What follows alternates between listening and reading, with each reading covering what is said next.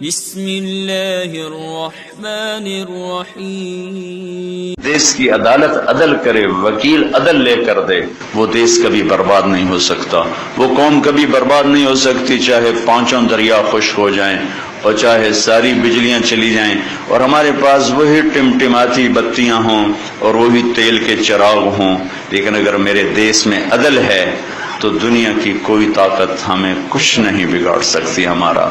لیکن اگر ہم ظالم بن گئے تو اللہ کی ظالم سے کوئی محبت نہیں ہے، پھر ایٹمی طاقت بن کے بھی کچھ نہ ہوگا اور گھی کے چراغ جلا کے بھی کچھ نہ ہوگا اور رات کو دن بنا کے بھی کچھ نہ ہوگا کہ ظالم کے ساتھ اللہ کی کبھی مدد نہیں آتی اور مظلوم سے اللہ کبھی پیچھے نہیں ہٹتا، مظلوم چاہے کافر اور دہریہ کیوں نہ ہو۔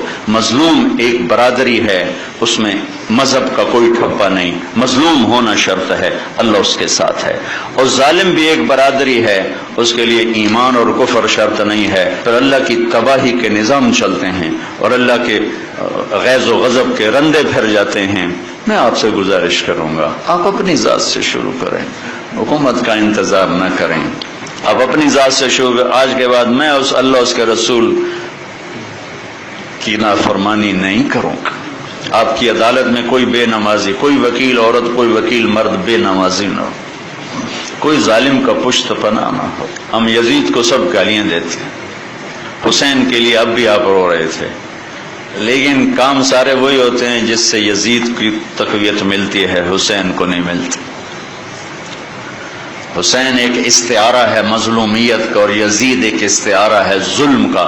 اب یہ قلم میں آپ کو دے رہا ہوں، لکھ لو، اب یزید کے استعارہ میں جانا چاہتے ہو یا حسین کے استعارہ میں جانا چاہتے ہو، یہ دنیا مٹ جائے گی، موت مٹا دے گی، ایک دن کسی کو یاد بھی نہیں ہوگا کہ طارق جمیل کون تھا، احمد قیوم کون تھا، اور چشتی صاحب کون تھے اور صدر صاحب کون تھے۔ قبریں مٹی میں مٹی بنا دیتی ہیں، یہاں کی ہر عزت دولت شہرت کی آخر انتہا یہ چند مٹھی خاک کے سوا کچھ نہیں۔ جاؤ بادشاہوں کی قبروں پر دیکھو، کھود کے دیکھو، خاک کے سوا تمہیں کچھ نظر نہیں آئے گا۔ اجل ہی نے چھوڑا نہ کسرا نہ دارا، اسی سے سکندر صفات بہارا، ہر ایک لے کے کیا کیا نہ حسرت سے دھارا، پڑا رہ گیا سب یوں ہی ٹھاٹھ سارا۔ جگہ جی لگانے کی دنیا نہیں ہے، یہ عبرت کی جا ہے تماشا نہیں ہے۔ اب ہم سب مل کر توبہ کریں اور اپنی ذات سے شروع کریں کہ ہم سچائی کے ساتھی بنیں گے، نماز نہیں چھوڑیں گے، کسی کا حق نہیں ماریں گے، بچوں کو حلال کھلائیں گے، حرام کا لقمہ کبھی سرسبز نہیں ہوتا اور حلال کے لقمے پر کبھی فضا نہیں آتی، ظلم کے پیسے پہ کبھی بہار نہیں آتی اور حلال پیسے پر کبھی خزاں نہیں آتی۔ ظالم کے لیے اللہ کی کسی قسم کی کوئی ہمدردی نہیں اور مظلوم کے لیے ساتوں آسمان کے دروازے کھلے ہوئے ہیں۔ جو اپنے بچوں کو حلال کھلائے گا اس کے بچے نہال رہیں گے، آباد رہیں گے، خوشحال رہیں گے۔ جو اوروں کے منہ سے نوالا کھینچ کے کھلائے گا وہ خود بھی تڑپے گا اور اس کی نسلیں بھی تڑپیں۔ تو میں آپ سب بھائی بہنوں سے گزارش کرتا ہوں کہ نئی زندگی شروع کریں، پچھلی پر توبہ کر لیں۔ رمضان ہے اور مغفرت کا مہینہ چل رہا ہے، مغفرت کا مہینہ چل رہا ہے، اور رمضان کا مطلب ہے جل جانا۔ رمضان جل جانا، یہ کیا مطلب ہے جل جانا؟ اس میں کیا جلتا ہے جو اس کا نام رمضان اللہ نے رکھا ہے؟ رمضان جل جانا، اس میں روزہ رکھنے کی وجہ سے جو ایک بھوک اور پیاس کی حرارت پیدا ہوتی ہے اس میں پچھلے گناہ اللہ جلاتا جاتا ہے، جلاتا جاتا ہے، جلاتا جاتا ہے، یہاں تک کہ آخری روزے سب گناہ جلا کے آپ کو پاک صاف کر دیتا ہے، بچے کی طرح بنا دیتا ہے، جیسے ماں کے پیٹ سے نکلا بچہ ایسے بچے کی طرح بنا دیتا ہے، پچھلے سب معاف کر دیتا ہے۔ رات کو تراویح رکھی، اس کی تھوڑی قیمت بتا دوں تاکہ آپ پیچھے غفلت ہے تو اب نہ ہو۔ تراویح کے ہر سجدے پہ 1500 نیکی لکھی جاتی، اب 1 گھنٹے میں 60,000 نیکیاں بنا سکتے، اور تراویح کے ہر سجدے پر جنت میں سرخ یاقوت کا ایک گھر تیار کیا جاتا ہے جس کے 60,000 سونے چاندی کے دروازے ہوتے ہیں۔ اب ہر رات میں 40 گھر بنا سکتے ہیں، تراوی کے ہر سجدے پر جنت میں ایک درخت لگتا ہے جس کے نیچے 100 سال عربی گھوڑا دوڑ سکتا ہے۔ یہ رمضان کی خوبصورت راتوں کی محنت کا صلہ ہے، اور اس میں ایک رات 21، 23، 25، 27، 29 میں آنے والی ہے شب قدر۔ میرا ملک بھی 27 کو بنا تھا، اتفاق نہیں انتخاب تھا۔ 13 اگست کو کیوں نہیں ہو گیا؟ 15 اگست کو کیوں نہیں ہو گیا؟ 15 جولائی کو کیوں نہیں ہو گیا؟ یہ 14 اگست ہی کیوں چنا اللہ نے کہ اس دن 27 کی رات آ رہی ہے، اور یہ 27 کی رات 2 زمین کے ٹکڑے اسلام کے نام پر 14 صدی میں وجود میں آئے ہیں۔ پہلی صدی میں مدینے کی ریاست اور 14ویں صدی میں پاکستان کی ریاست، اور اتنا خوبصورت ٹائم کا انتخاب۔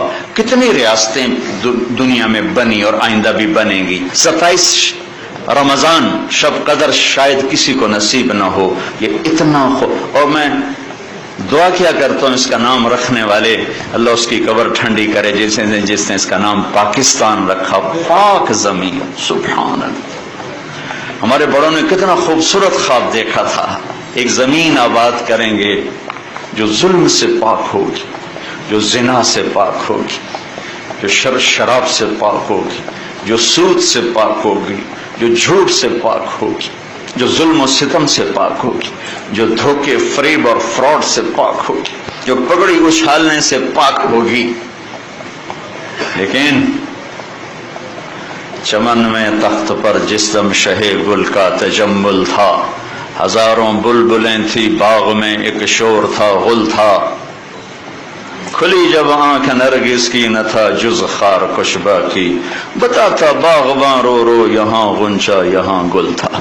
وہ لوگ قبروں میں چلے گئے خواب دیکھنے والے کہ ایک دیس بنے گا جہاں ماں کی عزت ہوگی، بیوی کا احترام ہوگا، بیٹی کی سر پہ چادر کو کوئی نہیں کھینچے گا۔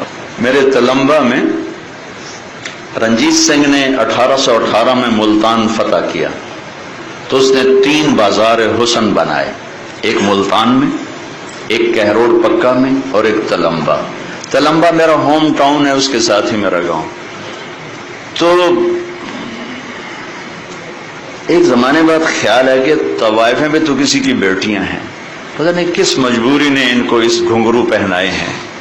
میں نے تو جب ان سے مل کر حالات سنے تو میں سوچ میں پڑ گیا کہ طوائف ظالم ہے یا وہ سردار ظالم ہے جس نے گھنگرو پہنا ہے، یہ وہ معاشرہ ظالم ہے جس نے اس غریب کی بیٹی کو گھنگرو پہنائے۔ میرا تو کلیجہ پھٹ گیا۔ بات کی ہمارے ایک ساتھی نے کہ میری بیٹی ہو، ہم آپ پہ حضرت بی بی فاطمہ کی چادر چڑھانے آئے ہیں، کوئی تقریر ہے، ایک جملہ، ان بچیوں نے پھوٹ پھوٹ کے رونا شروع کر دیا، اوئے ہوئے ہوئے، پہاڑ پتھر پگھل رہے تھے ان کے آنسوں۔ یہ دیش بڑا پیارا ہمیں ملا تھا، جغرافیائی لحاظ سے بھی عجیب و غریب ہے، معدنیات سے بھی عجیب و غریب ہے، اور انسانی صلاحیتوں کے لحاظ سے بھی عجیب و غریب ہے۔ تو بھائی اچھا مہینہ چل رہا ہے، ہم سب توبہ کریں، لوگوں کے حقوق سے نہ کھیلیں، لوگوں کے حقوق سے نہ کھیلیں۔ بڑا اوکھا معاملہ ہے، بڑی اوکھی عدالت، اللہ کی اپنی عدالت بڑی سوکھی ہے، لیکن لوگوں کے حقوق کی عدالت بہت خوفناک ہے، اور آپ اسی عدالت میں ہر وقت سٹینڈ کر رہے ہیں، ہر وقت 30-35 سال اسی کے اندر کھڑے ہیں۔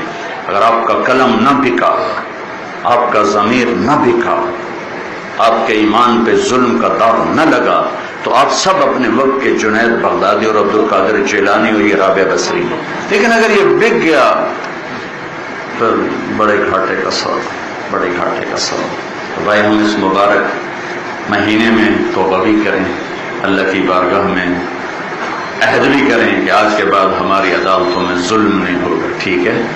اور کسی سے اگر آپ ناراض ہیں، لڑے ہوئے ہیں، صلح فرما لیں کہ رمضان میں جو لوگ آپس میں لڑے ہوں ان کی بخشش نہیں ہوتی، تو آپس میں صلح فرما لیں، معاف فرما دیں، ایک دوسرے کو معاف کریں، خود جا کے معافی مانگ لیں، فریقین میں صلح کرایا کریں، تو اس پر اللہ تبارک و تعالیٰ آپ کے اگلے پچھلے گناہ معاف فرمائیں گے۔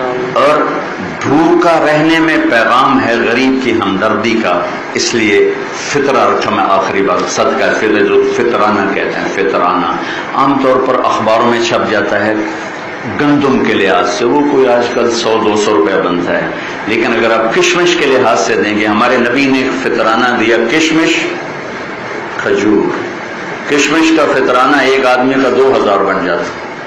تو آپ سب سے کہتا ہوں جب آپ فطرانہ دینے لگیں تو کشمش کی ریٹ معلوم کر کے اس کے لحاظ سے دیں یا کھجور کے لحاظ سے دیں۔